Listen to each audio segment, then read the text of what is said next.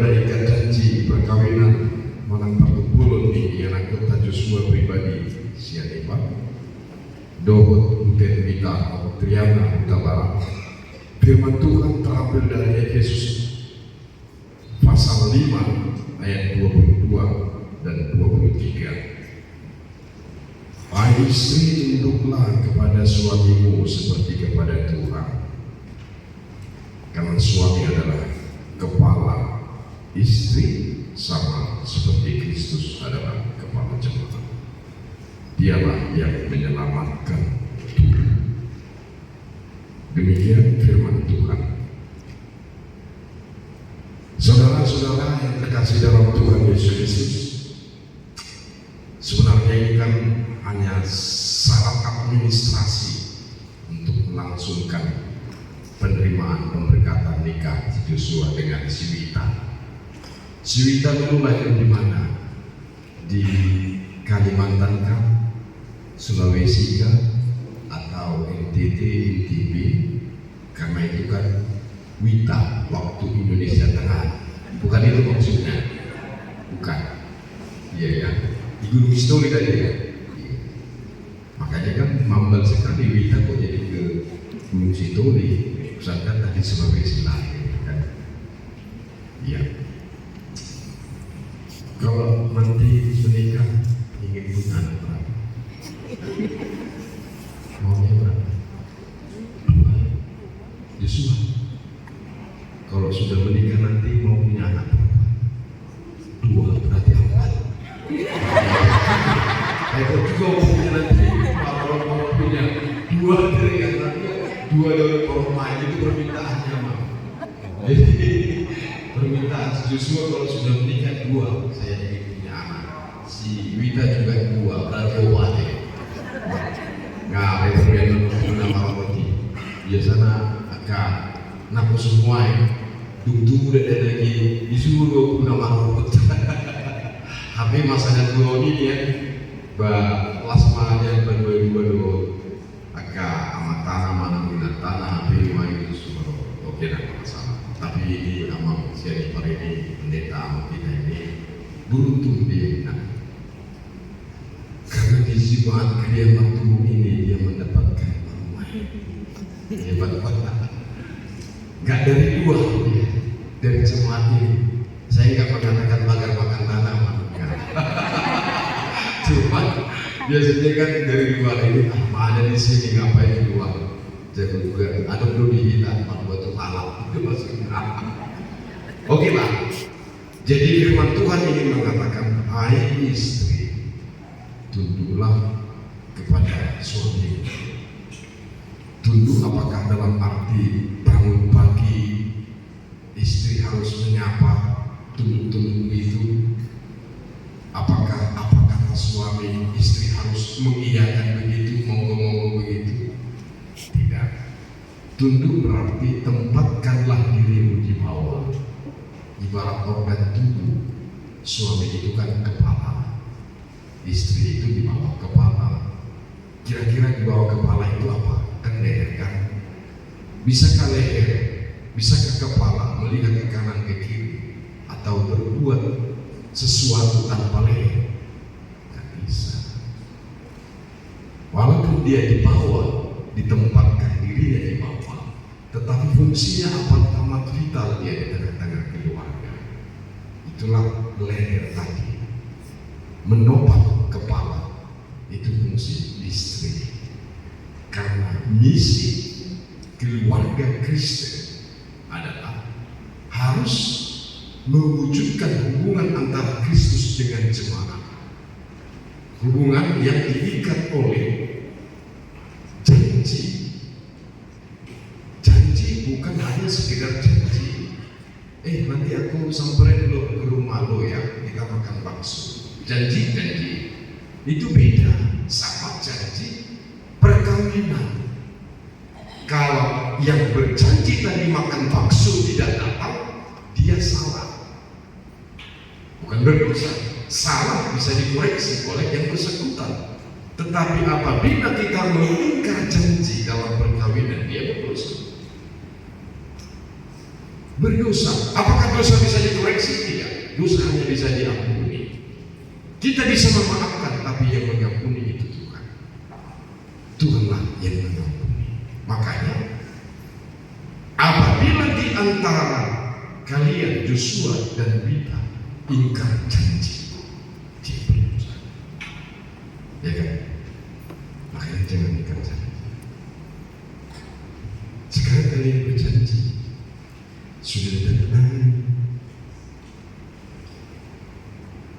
Yang kedua, hubungan suami istri harus diikat oleh kasih. Mana lebih mengasihi Joshua kepada si Wina atau Wina yang mengasihi Joshua? Mana yang lebih dominan? Sama-sama. Nah, mungkin bisa sama-sama ya. Pasti ada yang lebih mengasihi. Tapi ya Joshua sama dia. Aku kurang yakin juga ya bisa sama dia. Jadi memang kan pola pikir, pola sikap, pola bicara, pola mengingat antara laki-laki dan perempuan kan ada perbedaan. Contohnya pola tindak, pola sikap laki-laki biasanya harus didasarkan oleh perasaan. Kalau perempuan perasaan. Makanya kalau laki-laki itu bicara selalu kupikir. Begitu. Kalau perempuan kurasa. Sekarang mana lebih bagus? Kupikir atau kurasa? Kurasa. Kalau semua tangga ini dibangun dengan susah ya. Iya. Tapi kalau rumah tangga juga dibangun hanya dengan pikiran, itu juga susah. Makanya diperbanyak menjadi satu untuk saling melengkapi, gitu kan. Pola bicara juga seperti itu. Laki-laki sedikit bicara, perempuan banyak bicara. Makanya menurut penelitian, laki-laki dalam satu hari paling bicara cuma 6.000 7.000 kata. Kalau perempuan bisa sampai 21.000 kata, bayangin. Jadi kalau ada laki-laki sampai dia bicara 20.000 kata, ama-ama namanya, ya kan? Bapak-bapak yang mama-mama gitu. Dari pola bicara, pola mengingat juga begitu berbeda. Laki-laki cepat lupa dia. Cepat lupa. Turun dari mobil, bab 30 meter. Itu mobil sudah dikunci dulu. Dia balik lagi, padahal sudah dikunci. Lupa dia, cepat lupa. Laki-laki. Iya Jo, nanti kau cepat lupa juga. Terkadang kita mau bahwa kami ini laki-laki, mau lupa bahwa kami punya istri gitu. Mau gitu ya. Kami kadang lupa bahwa kami itu sudah punya istri, bukan disengaja. Ini nak ada orang tersebut, tahu minggu kau kita puasa minggu. Tapi mau kupiring dan yang laki aku ikut udah dari kerja. Ada mau kupiring dan tadi yang akan lupa. Bicara. Tapi itu, jadi sebenarnya benar.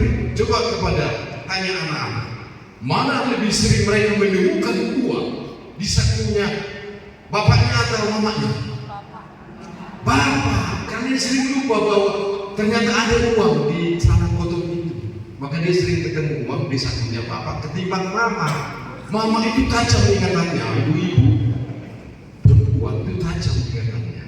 Makanya bapak-bapak jangan coba-coba pinjam istri, pinjam uang sama istri. Berapapun yang bapak pinjam, dia akan ingat. Betul? Betul. Berapapun yang akan istrinya kasih, dia akan ingat terus itu. Padahal bapak-bapak kadang lupa bahwa kalian itu pinjam sama kami. Tapi kami lupakan aja masalah. Tapi sebenarnya dia harus seperti itu. Kadang demikian. Kalau kasih itu kan adalah kebaikan yang memang tidak bisa dibantahkan oleh apapun dan siapapun. Itulah kebaikan yang benar. Itulah kasih yang sejati. Artinya ketika kita berbuat baik, kita harus berani melupakan bahwa kita pernah melakukan yang baik. Kenapa? Karena pada satu saat kamu dikecewakan, pasti akan kamu ungkit-ungkit yang baik itu. Ya kan? Benar kan? Artinya kebaikan itu gak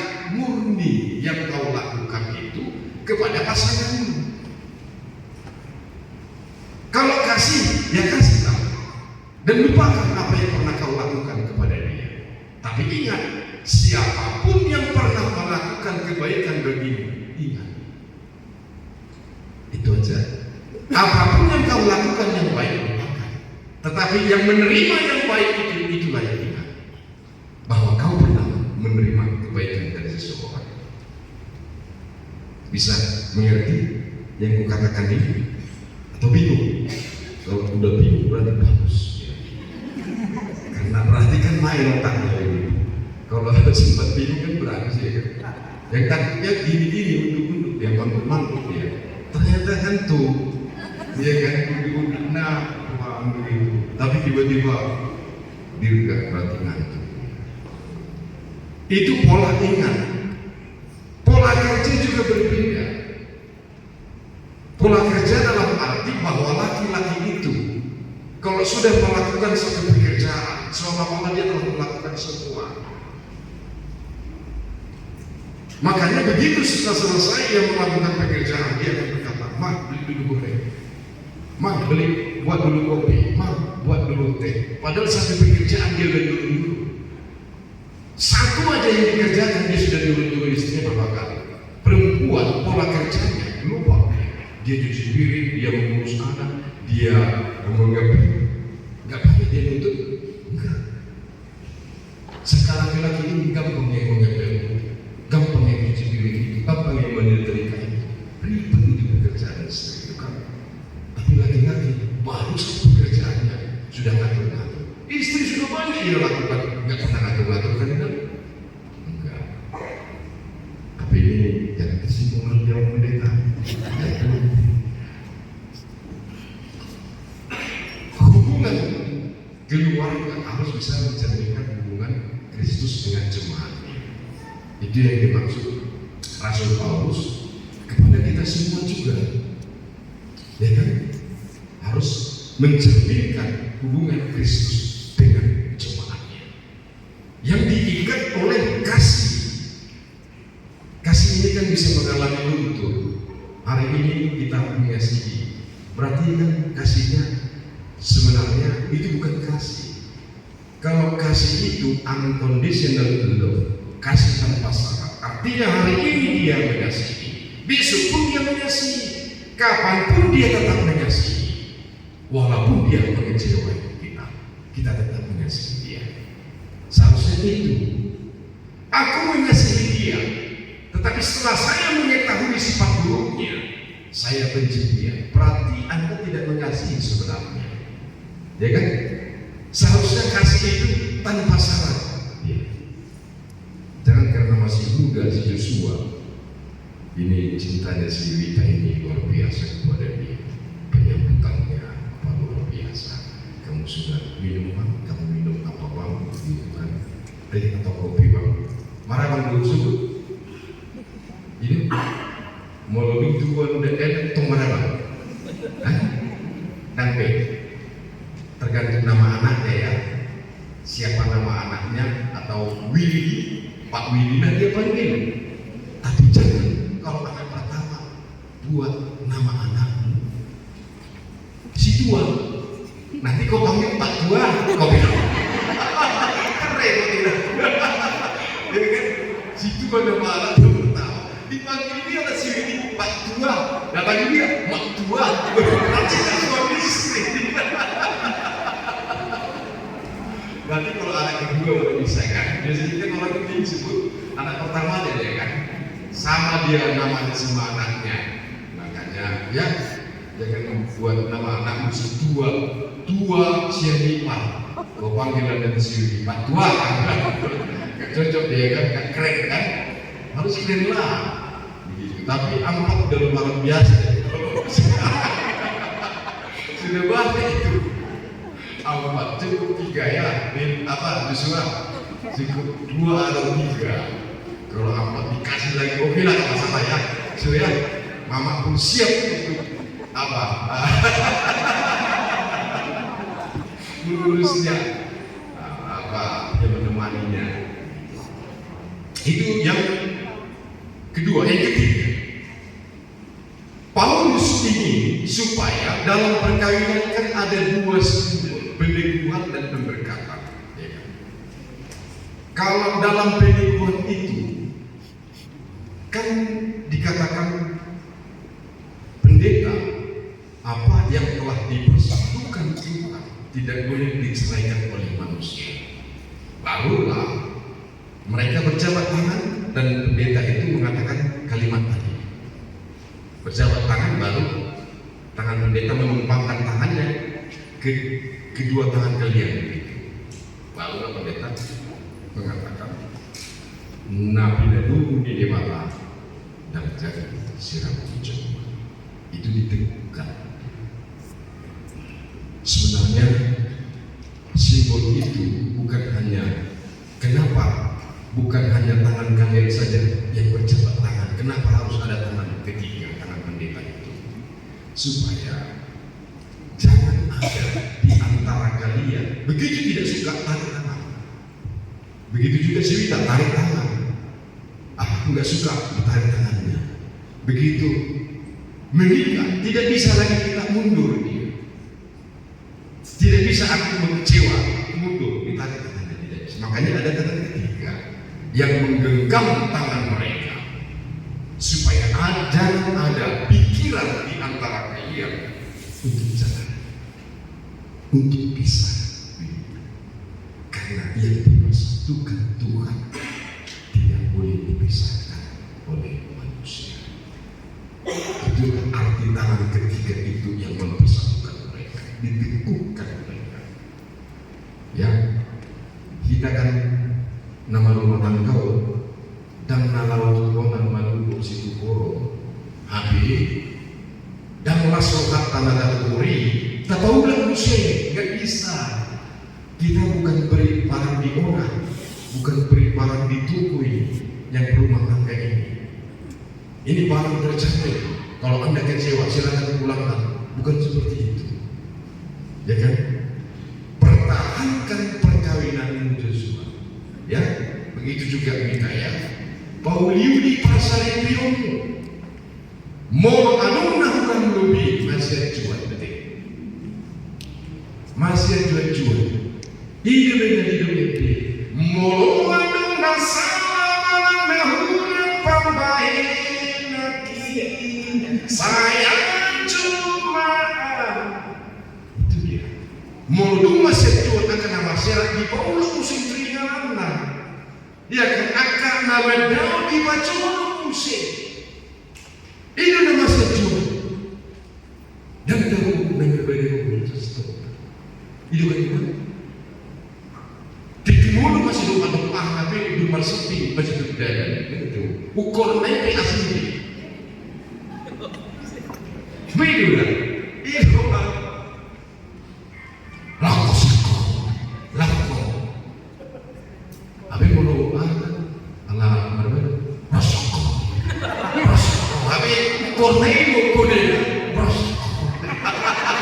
Lima kali kau korneo. Lima mulu berbeda. Makanya kan aku kecewa juga dengan orang Batak. Kenapa orang Batak payah bersikap lemah lembut? Kenapa coba? Orang Batak hanya lembut ketika dia lemah. Itu pula dia. Ketika dia lemah barulah orang Batak ini lembut. Kok bisa? Iya. Dupe masalah, dupe lemah di mana? Maju istri apa? Lembut kali dia. Tapi ketika dia sakit dia lembut. Ketika dia sehat kasar kali dia lembut. Mak, mari sini. Mak, mari sini. Tapi ketika dia sakit, mak, mendekat dulu. Tapi tidak sakit. Jadi orang Batak itu, apalagi suami hanya bisa lembut ketika dia lemah. Tapi saya yakin sesuai dengan orang kayak bapaknya juga ya. Ya seperti itu. Berarti yang kedua itu pemberkatan. Tadi peneguhan dan pemberkatan. Karena nunggu si suruh masih agama berlutut kan? Kenapa dia disuruh itu coba? Ketika pendeta menumpangkan tangannya memberi berkat dari Tuhan, kita disuruh berlutut. Artinya di hadapan Tuhan untuk menerima berkat Tuhan itu kita harus bersikap merendahkan diri di hadapan Tuhan untuk menerima Tuhan. Pendeta itu menumpangkan tangannya kedua belah kepala itu. Artinya kalau seandainya ada uang sama pendeta saya 100.000, jatuh dia. Ada roti, jatuh dia. Dan kepala itu kan di bawah, tangan pendeta itu di atas kepala. Itulah simbol memberkatan tadi. Jatuhnya berkat Tuhan ke keluarga kalian itu hanya ketika kita mau bersikap rendah hati. Nah, Tuhan berkat itu akan turun atas rumah tangga kalian. Nanti juga begitu juga ya, kita harus bersikap rendah. Jangan lupa ingat kalian itu anak pendeta. Wita baru main pendeta, harus dijaga nama Bapak ya. Bapak mertuamu itu kalau sudah nikah itulah Bapak. Begitu juga Yosua, kalau kamu sudah menikah, kamu mengasihi mertuamu sama dengan kamu mengasihi orang tuamu. Kamu mengasihi ibu mertuamu itu sama dengan kamu mengasihi mama. Jangan beda-bedakan. Ya, begitu juga si Wita, ibu mertuamu itu itulah ibu. Kamu berbuat baik kepada ibu mertuamu sama nilainya bahwa yang kau lakukan kepada ibu kandung. Jangan beda-bedakan. Ate, udah perhatikan, udah makanan budi. Baik udah itu, muter-muter orang supaya keluarga itu bisa harmonis sekalian, bisa langgeng, karena yang dua menjadi satu, dua detakan, tapi satu debutan itu kalau bahasa Britishnya, ya kan? Harus begitu supaya keluarga ini menjadi keluarga yang mencerminkan hubungan Kristus dengan jemaatnya. Maka ingatlah firman Tuhan yang mengatakan bahwa tujuan perkawinan itu yang pertama harus bisa menciptakan hubungan Kristus dengan jemaat. Kalau anak itu nomor sekian. Karena begini, kalau si Joshua saya tanya dia ingin anak dua, si Wita ingin anak dua, itu doa dan harapan. Terus kalau Tuhan tidak beri, apakah kalian akan cerai? Itu kan pertarungan, terlebih di daerah barat orang barat. Kalau Tuhan tidak beri, apakah keluarga kalian harus bercerai? Tidak. Itulah unconditional cinta tanpa syarat. Kita mengharapkan tentu diberi Tuhan, tapi itu bukan prioritas. Prioritas pertama adalah hubungan suami istri harus bisa mencerminkan hubungan Tuhan